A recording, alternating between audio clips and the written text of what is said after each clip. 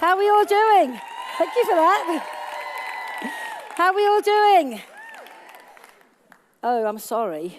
Wait a minute. I'm not used to that kind of response. How are we all doing? Imagine that you're on the stage right now and you ask the audience that question. How would you want them to respond? How are you all doing? Oh, not bad, I suppose. You know, it's really good to be here with you today and to share a little bit about my experiences, successes and challenges in building my forever journey over the last 24 years. And it was a fantastic introduction for Marion. Thank you for that. But I do want to take you on a journey because you see me standing here as a diamond manager, an exec GLT member, you know, built probably the second largest global business in the world with Forever. And it all sounds really glamorous and really amazing.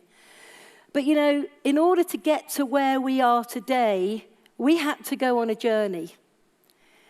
And there's always a starting point to any journey. And I know there'll be many people in this room today that are just starting out. And some of you, as I begin to unfold my journey, will begin to relate to it. And my wish for you is you relate to it and then you emulate me. Because I know that every one of you in this room, if you so choose, can do what I've done quicker, faster, bigger, and better. But the choice is down to you. And that's what life is all about. It's all about choices. So I want to take you back, if I can, to a very miserable time in my life. It was January in 1992. I was a single mum with 2 little boys. Can't believe you've just seen one of my little boys. Seems kind of weird to see him all grown up now and making his way in life, but I was a single mum with 2 wonderful little boys. And I was stressed. I'd gone through a really, really tough time in my life. I'd had 10 years of a marriage where I had pretty much every day mental abuse. Not physical abuse, but mental abuse. And mental abuse very often can be, it's tough. Day in, day out, when you realize that somebody thinks that of you and you begin to believe what they say. You begin to believe that you're worthless, useless, that you'll never amount to anything, you'll never achieve anything. And one morning I plucked up the courage to leave. And I remember at the time we were both farming, running a big farm estate in Norfolk. And he went off down the farm and I packed my bags, put the kids in the car and I left. And I look back now and I think, my goodness, you know, that was a crazy thing to do, but was it? And I moved back up to Buckinghamshire where my parents lived and I rented a little tiny house. And I started doing some farming for the local farmers, and it was tough. You know, there was not much money coming in, and it was a tough, tough time. And I remember one morning coming in from the lambing sheds. I'd been lambing all night, and the kids were asleep, and I would keep dashing back to the house to check on them, making sure they were okay. I was lambing all night. I would come back, I would get them up, I would get them off to school, then I'd go and do the horses, and then I'd try and grab a couple of hours sleep before the kids come home, get them sorted, then back into the lambing sheds. And I was exhausted. There was no other word for it. I was exhausted. And I remember coming home that wet, miserable morning, and I came in, the kids were just about getting up, got them off to school, and I was so tired. You know when you're bone tired? It's an effort to even move. And I thought, I'm just going to make myself a cup of coffee, have a hot shower, then I'm going back to work. And the postman came. And he dropped 3, 4 letters on the doormat. And it was in that moment that I had probably the darkest day I ever had to that point. And I remember picking up the post, looking at it, thinking, well, none of this looks particularly exciting. And I opened the first envelope, and it was an electricity bill for £80, and I didn't have £80. I opened up the second bill, and it was for the insurance on the car. And I looked out the window, and I thought, the car isn't even worth insuring. And I picked up the third one, and it made me angry. It was from the landlord, and he wanted to put the rent up on the property that I was renting. And this property was horrible. I always say it had hot and cold running walls, because when it got cold and damp, the walls would all get wet and mildewy. It was horrible. And he was putting the rent up by £100 a month. And I was like, how can this be?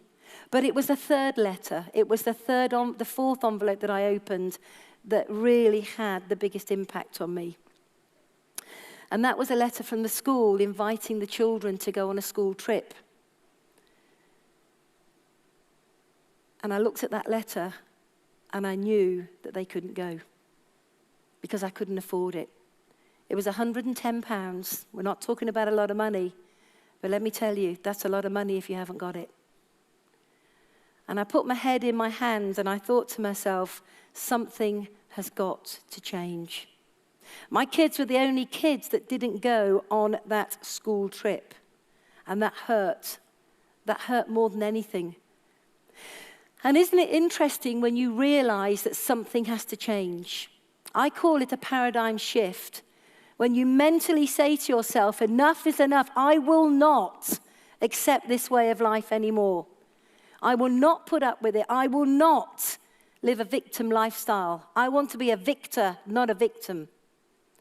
I will not put up with what I had indoctrinated into my mind for the last 10 years. Something has got to change. But what? I mean, I'm just a farmer. That was what I was.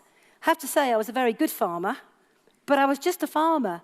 And the challenge you have when you've only been in one career all your life is that there aren't many options open to you. And I was looking for something better. I wanted to be able to give my kids a great life. I didn't want to be broke. I didn't want to be living day to day, hand to mouth. I didn't want any of that. But what was I going to do? I looked at going back to school, to restudy, to college, to become a vet. I really wanted to do that because I did all of my own veterinary work anyway to a point. But that was 7 years of study. 7 years of not being around for the kids. That was too high a price to pay. I looked at franchising. Now that is a pretty soulless business to be involved in. And also it didn't kind of make sense. You pay somebody a lot of money for the right to use their program, and then you pay them a percentage of your turnover every year as a royalty back to them. And then at the end of 20 years, the license runs out and you're left with nothing. Well, that didn't really make sense. And here's the other thing. I didn't have any money to invest in that anyway.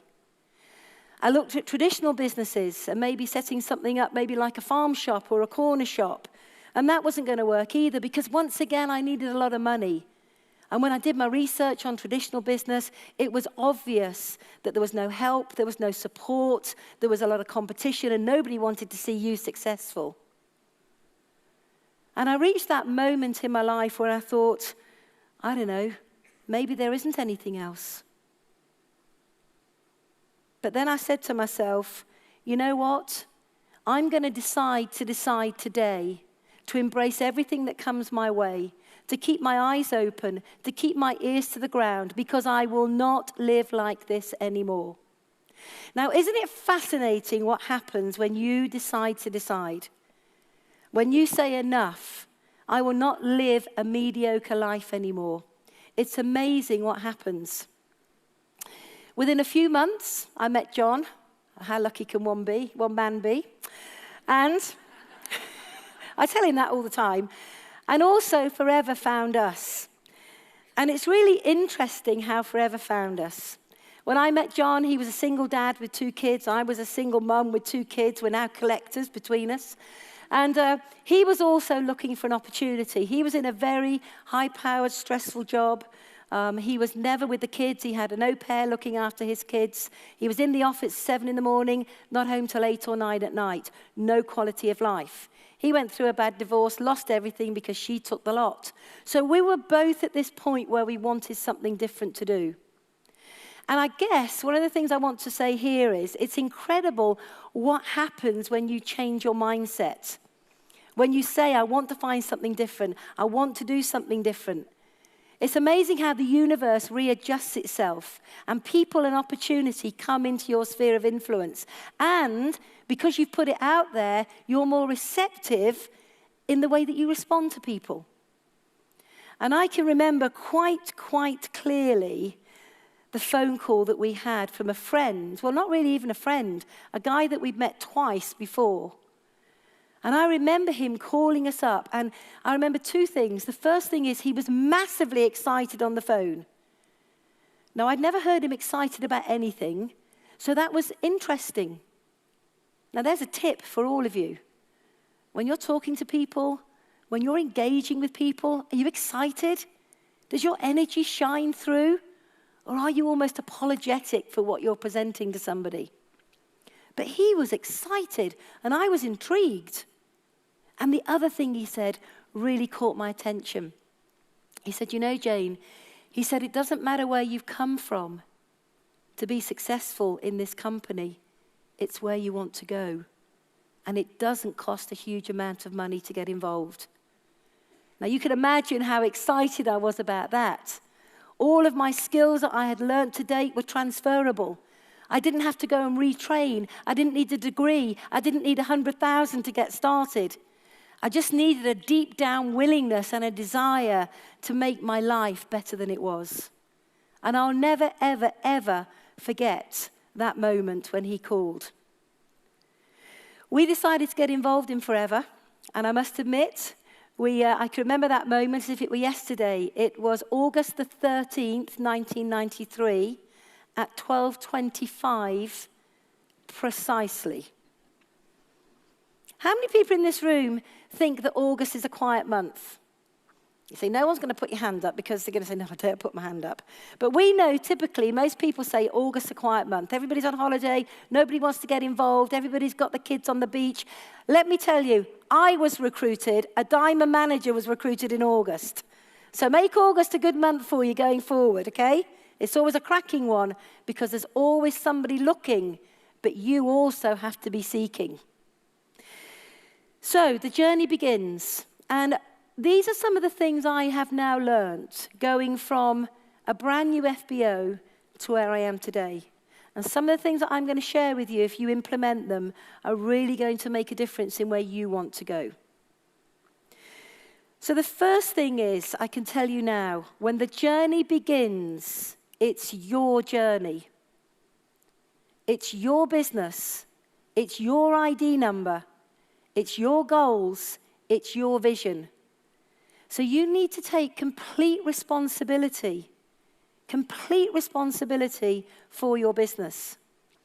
Now, when we joined Forever in the UK back in August of 1993, there were no meetings, there were no trainings, there was no success day, there were no presentations, we didn't have a head office.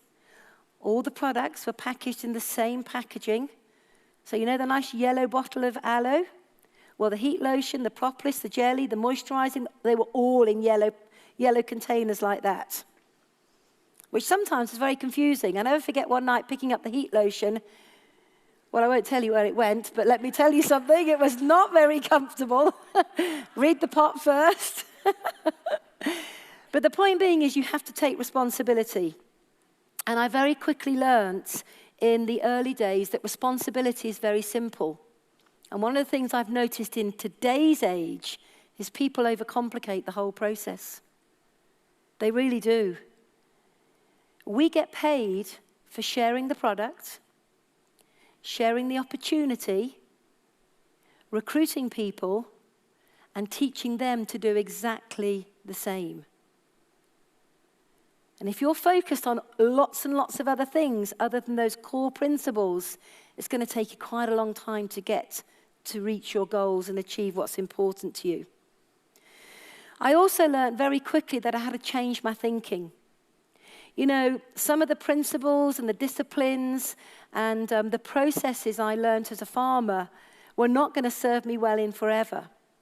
But what did serve me well in Forever was my tremendous work ethic. And I think this is a key word to write down. Those of you that are taking notes, brilliant. Those of you that aren't, you should have a pen and paper out. Because some of the things that I'm going to share with you, they could make the difference between you achieving your goals and not. So work ethic. I had a tremendous work ethic. I worked my business, even though I only had a few hours a week, I worked my business full time in those few hours. And in doing that, I learned very, very quickly in building my business that in order to achieve success, I had to also change the way I thought. And this will apply to pretty much everybody in this room, because I'm sure everybody in this room at some stage, or even right now, has had a job or has got a job. And one of the things that you have is a job mentality. And a job mentality is really interesting. We go to work for a boss, and they pay us what they believe we're worth. And in return, we do just enough to keep our jobs. And the income that they believe we're worth dictates our quality of life. Can anybody relate to that? So, for example, when I was farming, I was lucky if I was pulling in, on a good year. When I was farming before I left my husband, probably making about 23,000, 24,000 a year.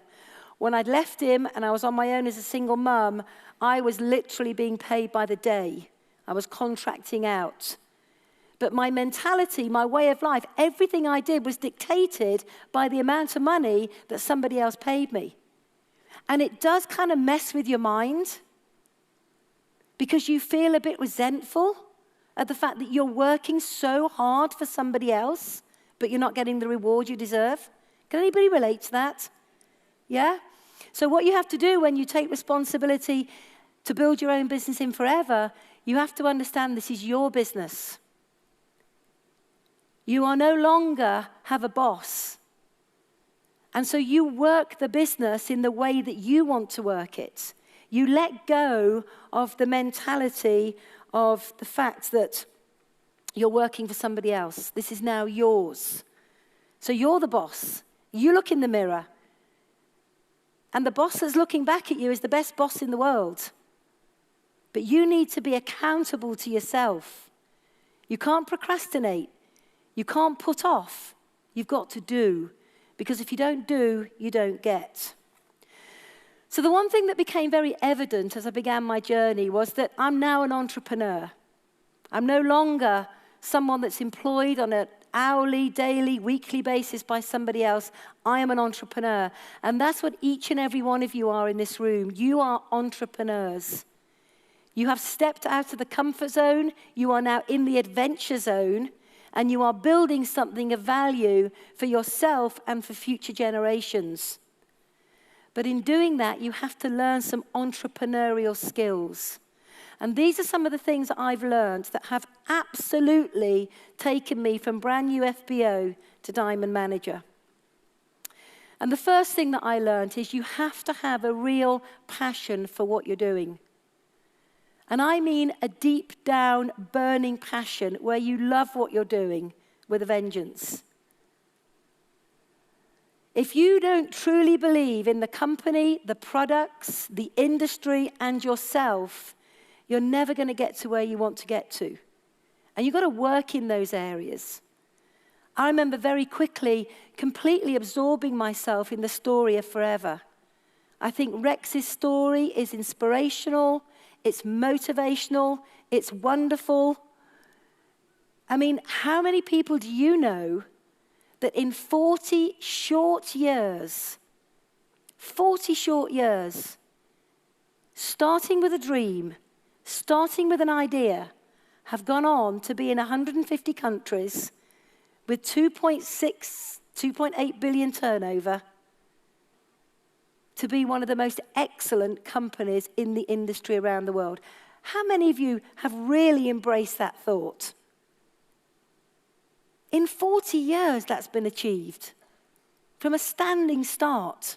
He didn't inherit anything. He wasn't given anything. He came out of a job. He became an entrepreneur, and he created Forever. And that's what we have to do. We have to start thinking like an entrepreneur, and we have to create our own destiny. We're very privileged to do that under the umbrella of this incredible company, this incredible organization. You need to have a really big vision, a really, really big vision. And that vision starts initially locally. And I always say when you start your forever business, even when you start a brand new year, your strategy should be work locally, develop my community locally. These are the people that I can have instant access to, that I can influence quickly, that I can work with quickly, that I can build quickly. That will, from there, begin to grow nationally. And you'll begin to see businesses pop up in other corners of Ireland.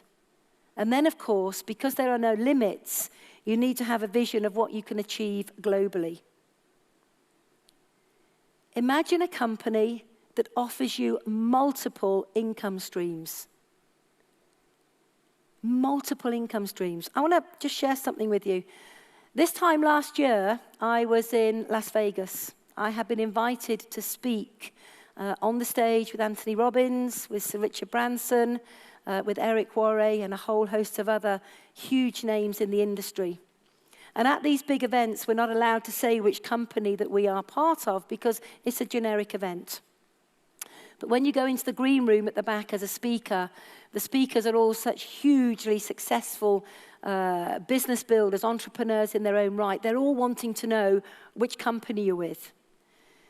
And many people would stand around me, say, which company are you with, Jane? Because obviously I was the only Brit there.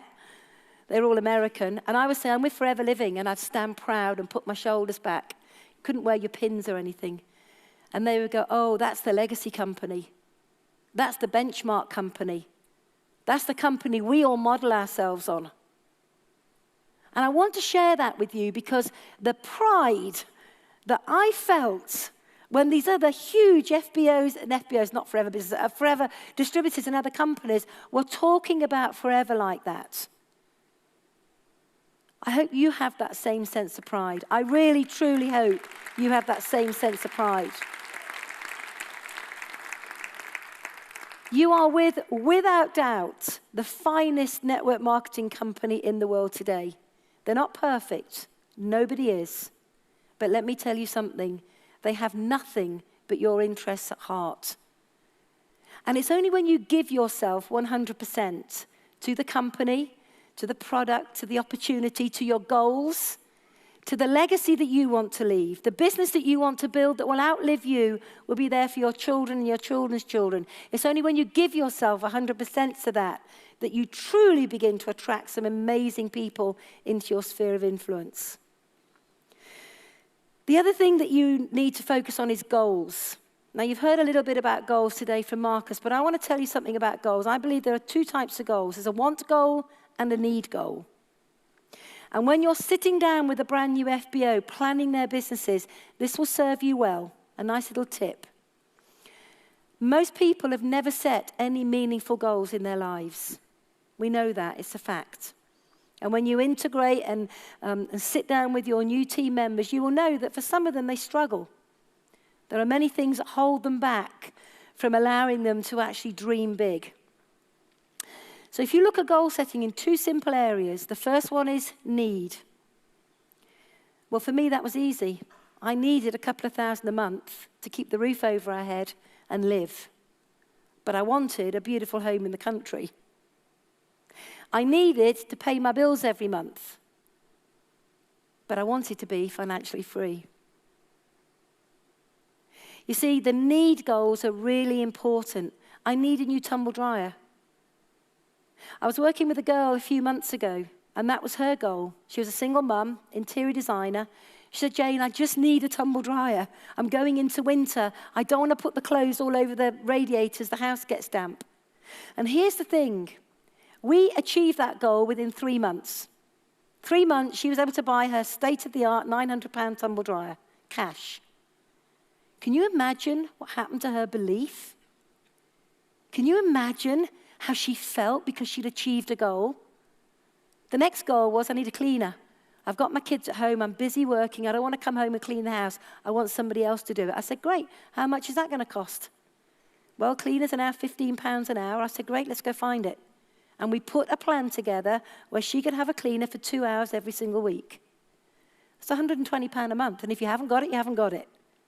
She achieved it. Now imagine her belief when suddenly tumble dryer sorted, cleaner sorted, you know what? This works. What do I want?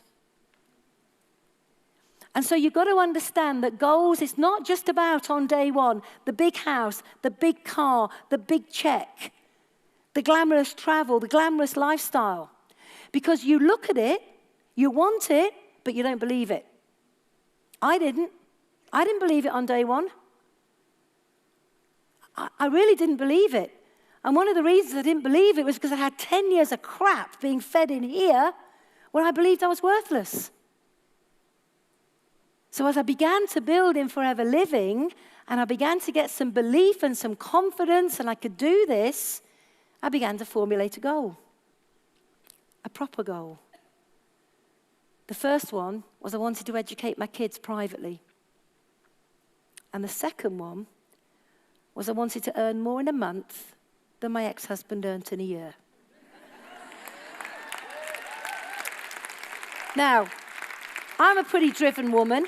I've got a great work ethic. No one's going to stop me achieving my goal. And I was obsessed with it. Obsessed with it. Because when I left him, he said to me, Jane, you'll never amount to anything. You'll never achieve anything.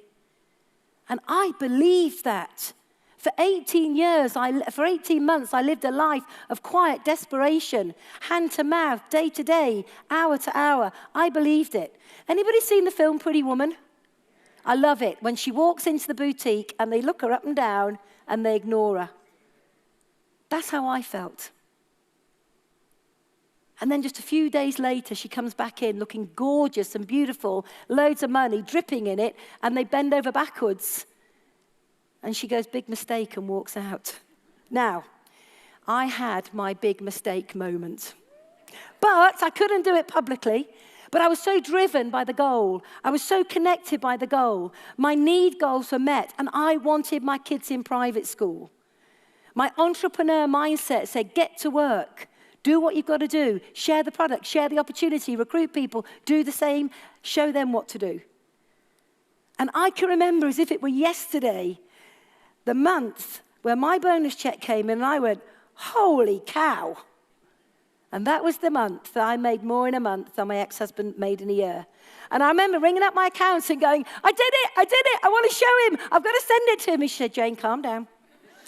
I said, why have I got to calm down? She said, you're now making considerably more than him, and he might come to you for maintenance.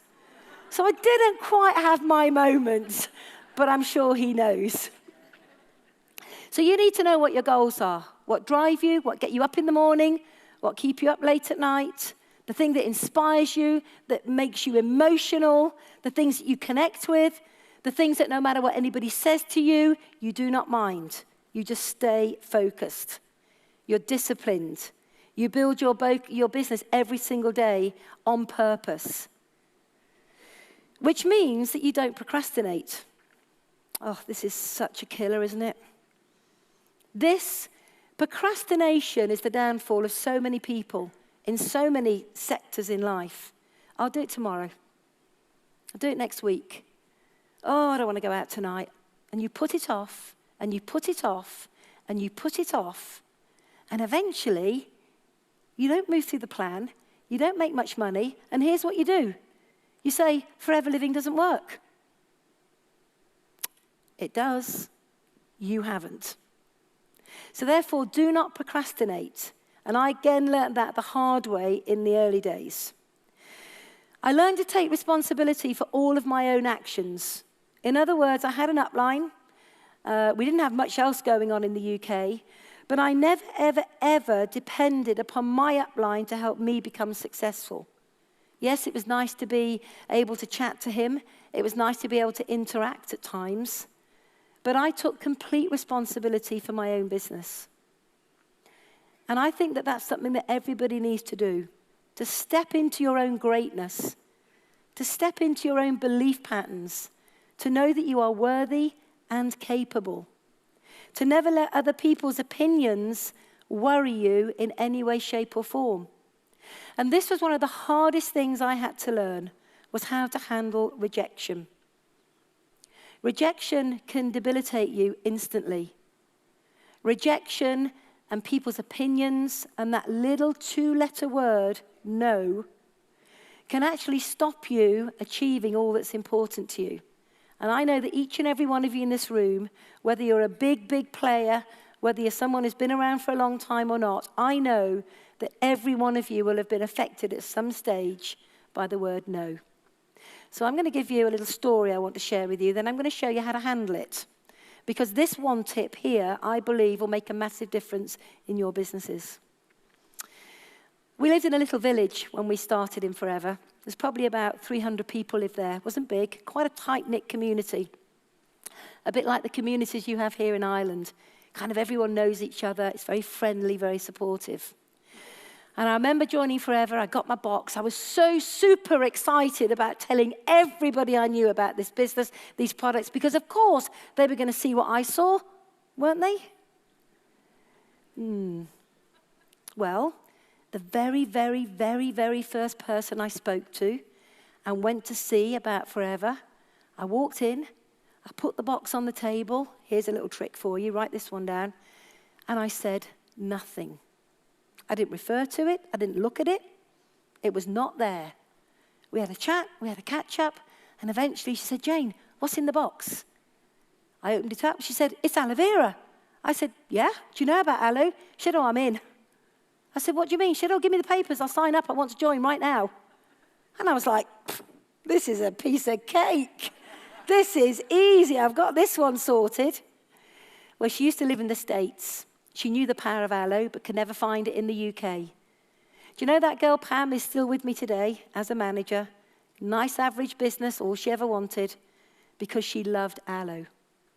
This gave me confidence. I went around the village. I was speaking to all my friends, took the box in, eventually got to show them the products. They bought it. It was great. I was having such a good time. And then I went to see one of my friends called Fern. And Fern had a beautiful big farm, kids in private school, you know, the kind of thing that I wanted.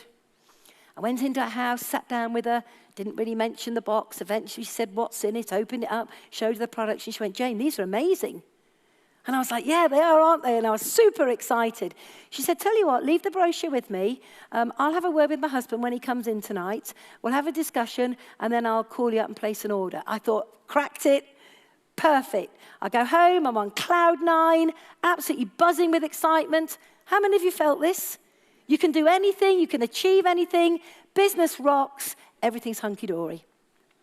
Get up in the morning, get the boys ready to go to school, drop them off at school, come back, stop in the village shop for some milk. And my friend Janet said, Jane, what have you done to Fern?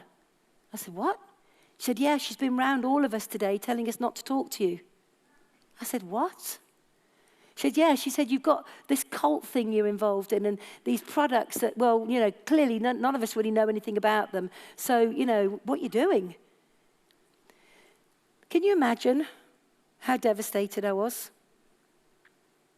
I went home, I'd gone to work, kids were at school, just about to go and do the horses, and I must admit I had one of those moments where I shed a tear.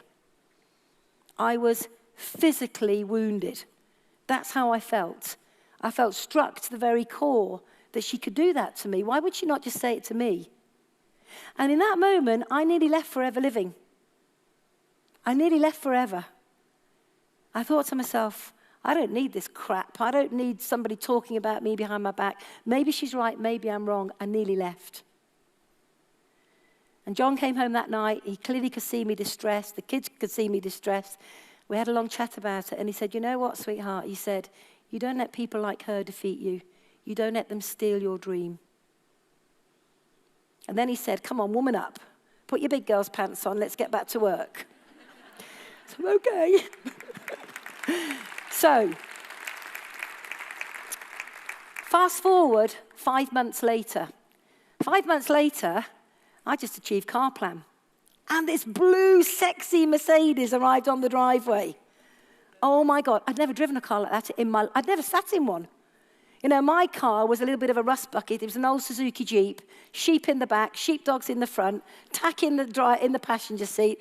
You know, if I wanted to move the window down, I'd pick up the handle, ram it on, wind it, and that was it. It was pretty bad, you know. So this blue Mercedes arrives on the drive, and for 2 days, all I did was just walk around it, sit in it, and press buttons. I didn't drive it. Anyway, John came home from work one evening. It was a beautiful summer's evening. He said, Jane, get in the car. I said, why? He said, get in the car. So I said, okay. Kids were all playing. So I get in the car, and he drives out the drive. It glides, by the way. The smell of a new car. Tell you what, they need to bottle that. They need to make that a forever product. There you go. I'll put that forward.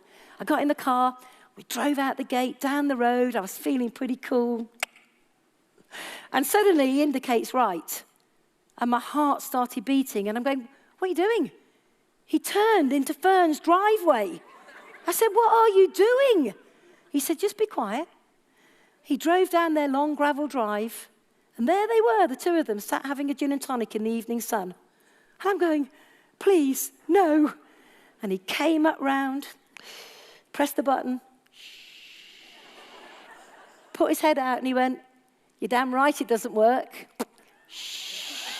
And we drove off. So here's the thing. Other people's opinions, their thoughts, their perceptions, their realities do not build your business for you. Imagine where I'd be today if I'd allowed her perception of who I am and what I do stop me. Imagine.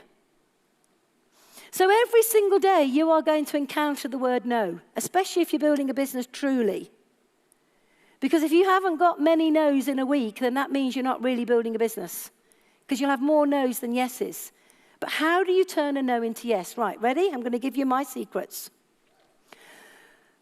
The first thing is, this is about building relationships.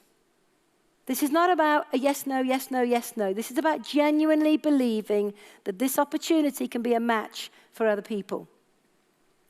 So when somebody says no to me now, which they do every single day of every single week of every single month of every single year, I think people think just because you're a diamond that no one ever rejects you, no one ever laughs at you, no one ever says you're mad, no one ever says it won't work. Because I do exactly what you do every single day.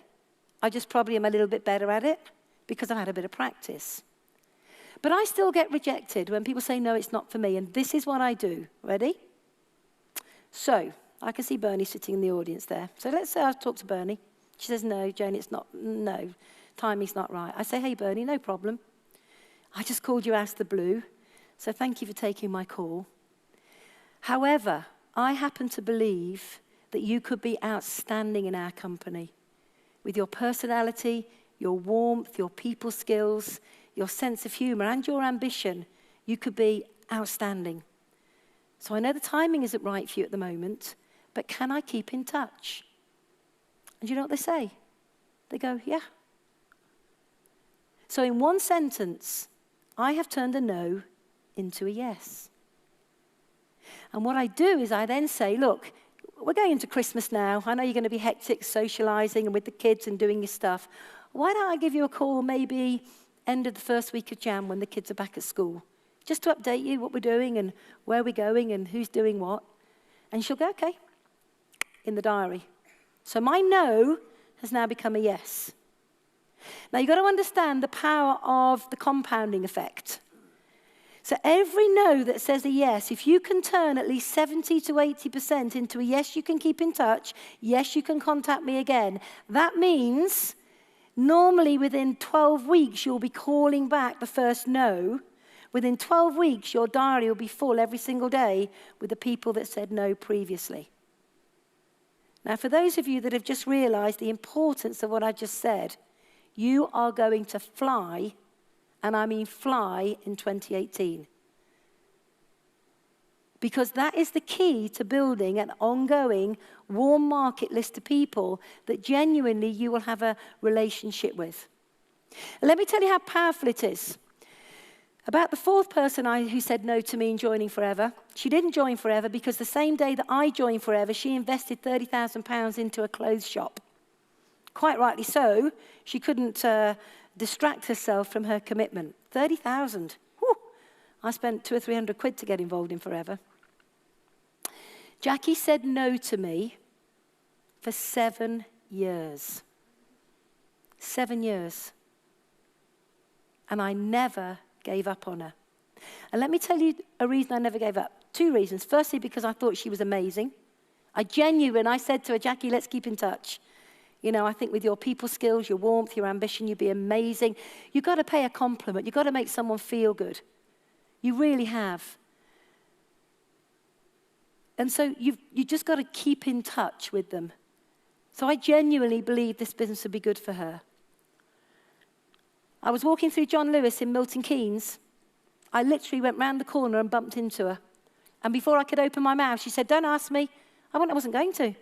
She said, "The answer's yes." I went, "Really?" I said, "Jackie, 7 years." She said, "It doesn't matter. The answer's yes." She registered. She went manager. And she was my 25th manager, and I went diamond. Now, what kind of vision do you have for your future? You see, it's so easy to get distracted by somebody else's great idea, somebody else who goes off tracking forever and tries to convince you because they're not focused that you should go and do what they do. Whereas if you are focused on your goals, focused on understanding the compound effect of a no today is a yes. We don't know when it's going to be a yes, but genuinely, if you build that relationship, it will be a yes.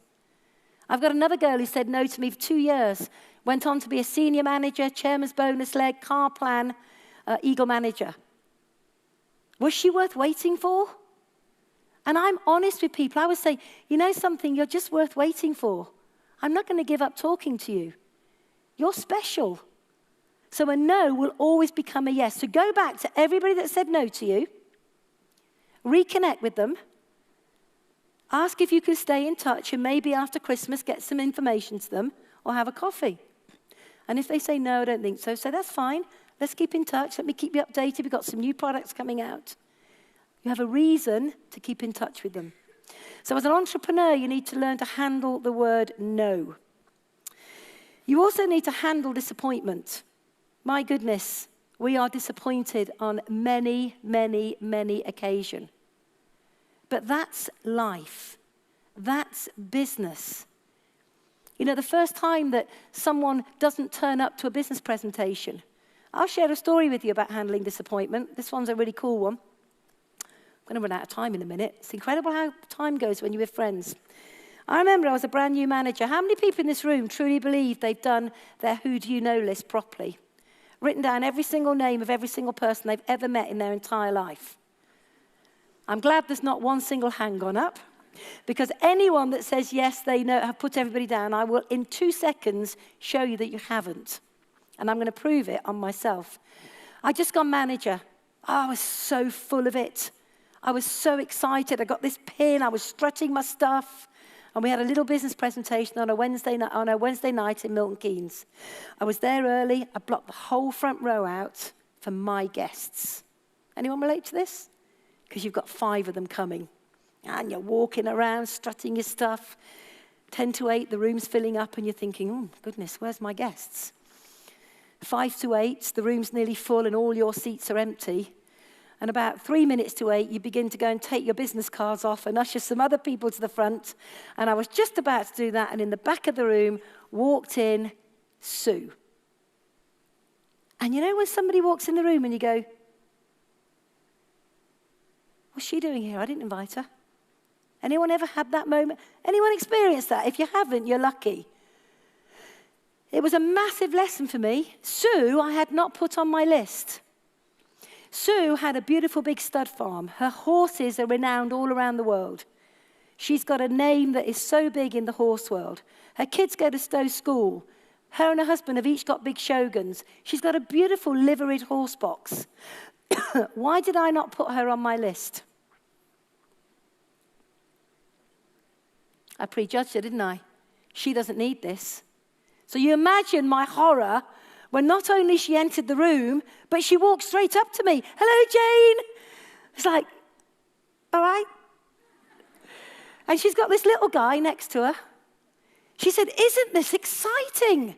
I went, "Yeah." She said, "Oh, this is Trevor." I went, "All right, Trevor." She said, "Do you know something?" She said, "I met him at a horse show a few weeks ago." Really? I'd known her since I was this big. "And do you know, Jane, Trevor told me all about these products for the horses." She said, "They're amazing." "Yeah."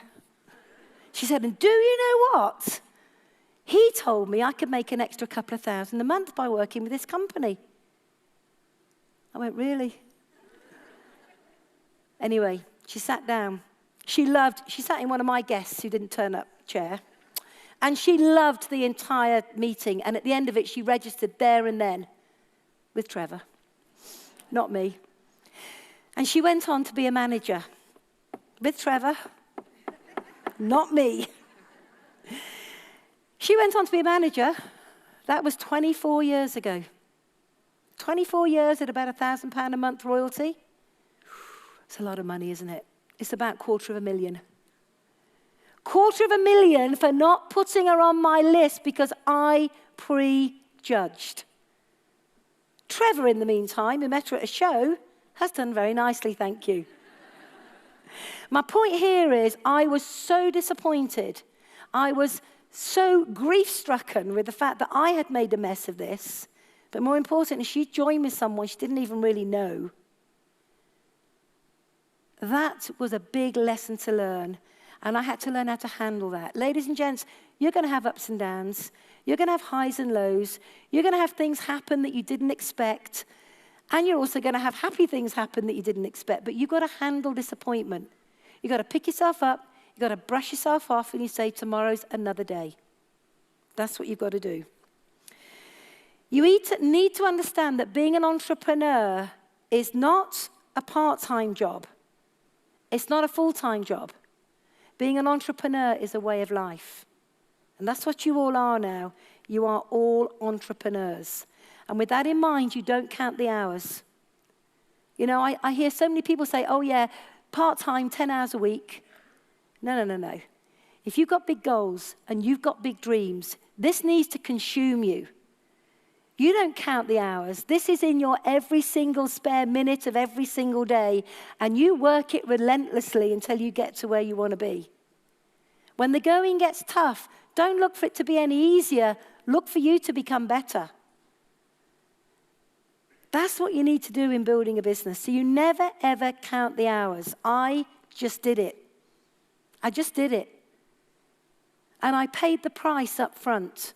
I stopped going to clubs. I turned off the television. I stopped reading things. I stopped doing anything that wasn't moving me towards my goal because my goal was too important to me. And so with that, you need to realize the simplicity of the business. You need to realize that we use and retail a product. We don't do it ad hoc. We have a strategy. This is the business part of being an entrepreneur. What's your retailing strategy? How many customers do you want? What methods of retailing are you going to perfect until you become an expert in them? How many case credits a month will you use and retail? What's your repeat business like? How do you look after your consumers? How do you incentivize your consumers? Then we need to understand it's a sponsoring business. If we're not sponsoring people personally and helping that in the team, we're not growing. And if we're not growing, we're just a direct sales business. So what's your recruiting strategy? Which methods of marketing will you use? Will you perfect them until you become an expert in them? Will you have many fishing rods in the pond in order to hook the people that could be your potential managers' diamonds? I always say you should be working in 3 key areas of prospecting at any one time. You need to know how many people a day you need to speak to in order to achieve your goals. For us, it was very simple. We spoke to 5 people a day, every day, and we never missed. I'll tell you a story. One night, it was a cold, wet night. We'd been to the Milton Keynes meeting. We come back. It was about 11:30 at night. We both jumped into bed, pretty exhausted. We knew we had to be up at 5 in the morning. I looked at John. He looked at me. He said, what? I said, how many people have you spoken to? And he said, how many? And I said, how many? I said, we're 1 down. And he said, what? I said, you need to get up. He said, Jane, it's 11:30 at night. Nevertheless, he got up, he got dressed, he got into the car, he drove all the way down to an all-night service station. He knocked on the door. He looked at the guy working behind the glass, who really didn't look as if he was interested in anything. He said, can I have a pint of milk, please? He bought a pint of milk, and then he engaged with him and talked a bit about forever. And of course, the guy wasn't interested. It's not about the interest. It's about the commitment to your strategy. That means that we had spoken to our 5 people for that day. Now, what are you like with your business? Are you that committed with the way that you focus on building your business? Or are you always saying, it's a bit hard, I'm going to look for an easy route? You see, it's what you learn on the way. It's the person you become on the way that will determine where you are today and where you're going to go. Because what you do, you can teach. You can't teach theory. You can only teach the practical side of the business. So the results began to come. We went supervisor in 5 weeks, manager in 14 weeks. 7 years later, we were diamonds.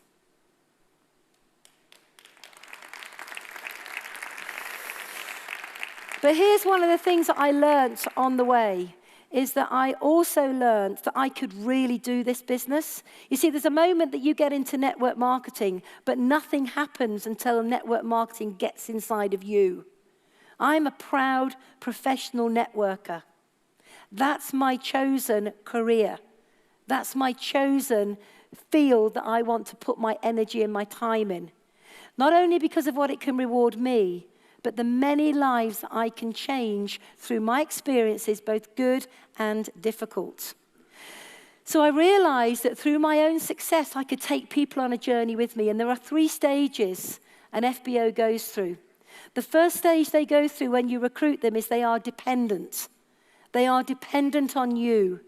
They are dependent on you being able to teach them how to retail a product, teach them how to do 4-case credits, teach them how to make a call, teach them how to send a professional message to somebody, teach them how to run a BP, teach them how to do a testimonial, teach them how to duplicate, teach them how to do a planning. They're dependent on you. It's a bit like bringing up children. Then they begin to move through the plan. They begin to get a modicum of success, and they become what we call interdependent. They don't need you anymore to sell a product. They know how to do that. They don't need you to look after their customers with them. They can do that. They can do a phone call. They can do a one-to-one, but they may still need a bit of help with duplication. This interdependent stage is really vital, and this is where you need to put your time into the right people. And then there comes the moment where they become independent. And this, ladies and gentlemen, is what is going to give you your legacy-style business, your long-term security. It's going to give you everything you want for you and your loved ones. So here's the thing with that process. Never change the cycle. The cycle is written in tablets of stone. But you can layer the cycle with your own skills, with your own creativity. You can make that cycle go as fast as you want. Somebody asked me the other day, Jane, if you could do something different now as opposed to when you first joined, what would it be? And I would say to each and every one of you, this is what I would have done differently. I would not waste my time with time wasters. The amount of times that I've recruited 2 or 3 people in a month, and through my own lack of experience, one of those people was a potential superstar. And because they were a potential superstar, and because they got on with it, I just left them to get on with it. And I went to work with the person who I truly believed I could turn into a diamond, and they didn't even go to a BP. How many of you have done that? How many of you have worked with people that you genuinely know in your heart of hearts, they're never going to achieve much, but you're never going to give up on them? How many of you have done that? Right, let me give you these 2 words are going to change the way you build your business. Ready? Write them down. Ready? Okay? Stop it. Stop it. You need to put all your time into the person that genuinely wants to be a complete superstar. Because the person that hasn't got it in them will never have it in them. And I don't care how good you are, because I've tried, you're never going to make them more than they'll ever decide to be. So in other words, look for the best in them. And if they're going to be a good retailer, make them the best retailer. If they're going to be a supervisor but nothing else, make them the best supervisor in the world. But don't try and make them into a manager, a senior, a soaring, or a chairman's, because they're not going to do it. And while you're trying to do something that will never work, you're missing out on the person that needs that input. Does that make sense? So really understand when you're working with people that there are those that will and there are those that won't. And it's no good working with those that won't. So the most important thing is your key habits are know your stats.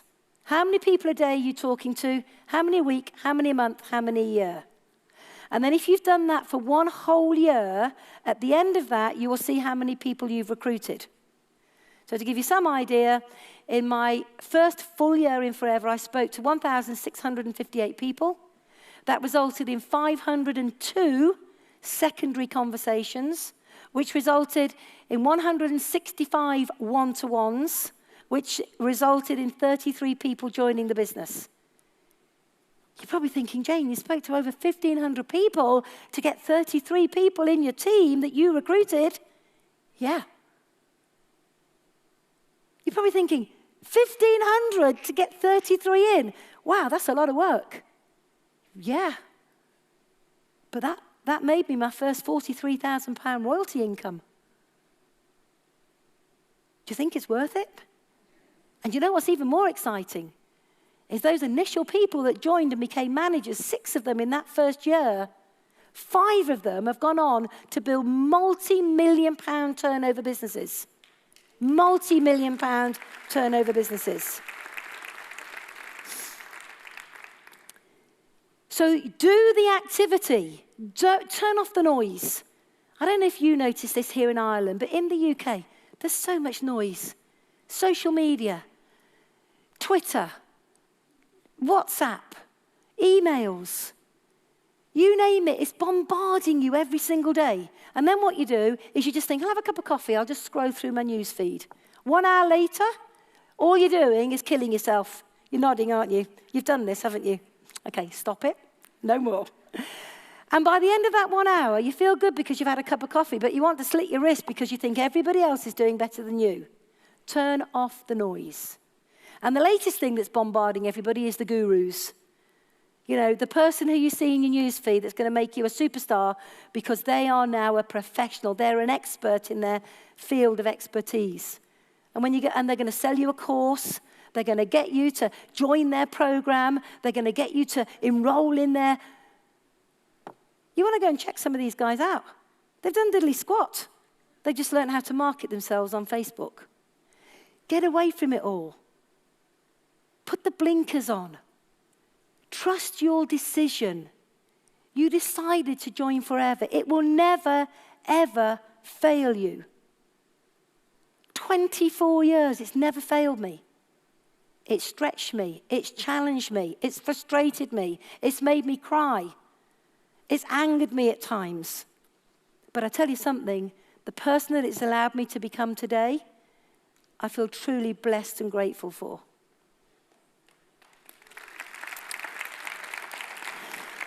So in closing, I just want to share something with you. I had a bit of a surreal moment the other day.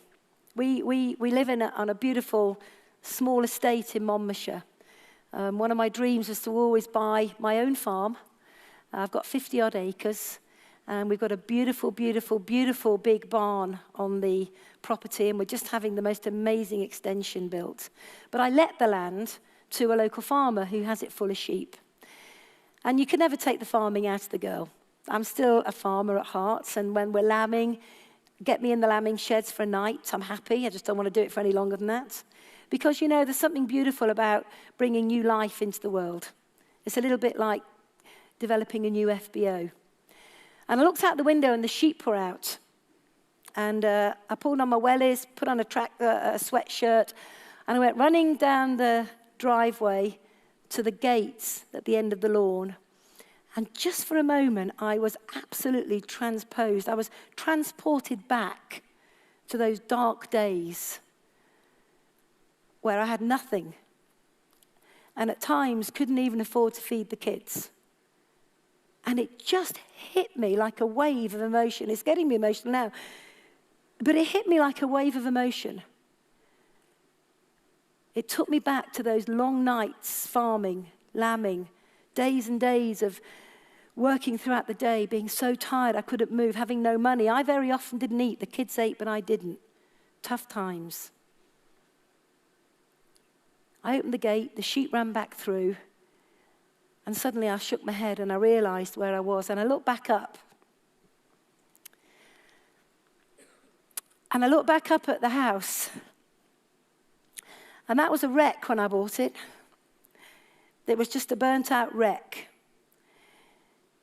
And I looked back up at that property and I thought, because of my choices, because of my actions, because of being committed to the journey, because of never letting anybody else steal my dreams, because of being more committed to helping others than I was about my journey, I looked back up and I realized that I'd done that.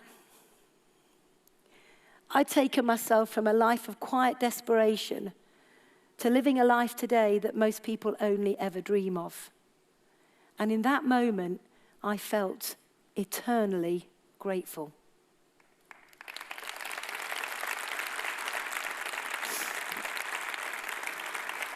And I leant on the fence. And I just had a smile with a tear because it was such an out-of-body experience. And I thought about my life now. And I thought about the people that I've been able to help. You see, I believe when you join an industry like this, priority number one is you. When you get involved in Forever, the first priority is you've got to look after you. You've got to get your home in order. You've got to get your bills paid, your mortgage paid, you're debt-free. You've got to get the kids sorted. You need to breathe. You just need to breathe. And then, once you've got that done, you've got to see how you can contribute to the greater being, the outside world. I wanted so much for my family, and I was able to do that, thank you to Rex's vision. But more importantly, the people I work with, I want them to have big smiles on their faces. I want them to be able to put their homes in order, to live a free life. And that isn't always about the big money, but that is about being able to sleep well at night and to get up in the morning with a smile on the face and have no worry. One of the things that we've been able to do is to start a charity in Malawi. And it started out as building a fresh water well to give water to children that were dying daily of cholera.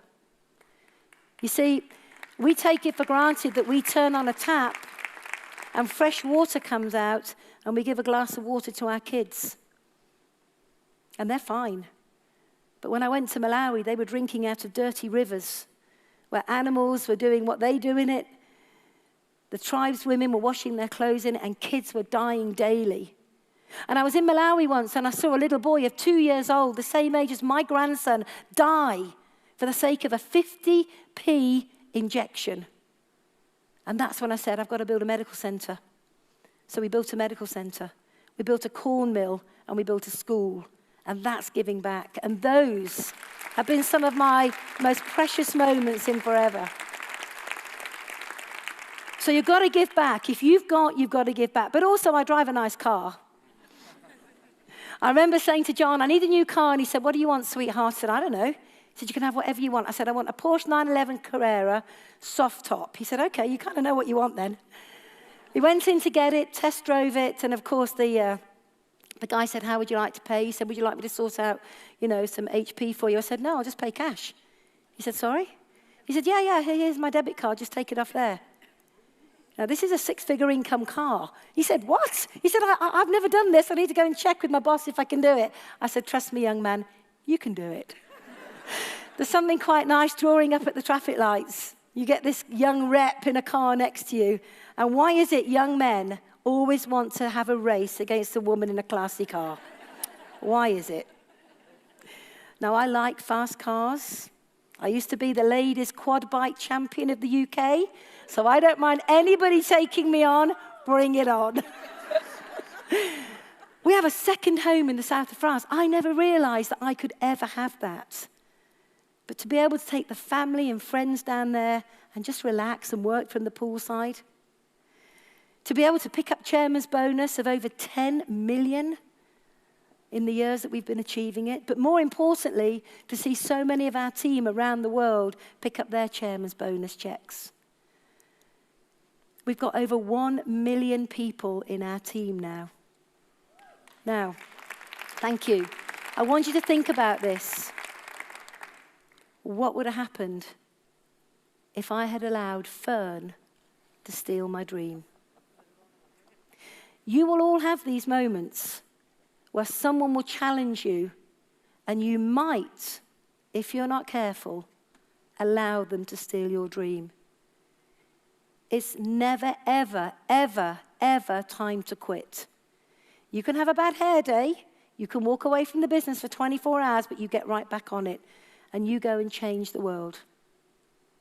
I was in Zimbabwe last year, and I've got a big team in Zimbabwe. And I went to the meeting, and this young gentleman came up to me called Peter. He said, "Hello, Madam Jane, it's really nice to have you back again." And I said, "Peter, it's a pleasure to be with you." And he said, "Madam Jane, I'm so excited." I said, "Why are you excited, my friend?" He said, "Well, you were here 6 months ago." He said, and I had such a big goal. He said, and I didn't want to tell you in case it didn't happen. He said, "But Jane, it's happened." I said, "What is it, sweetheart?" He said, "I've got a fridge."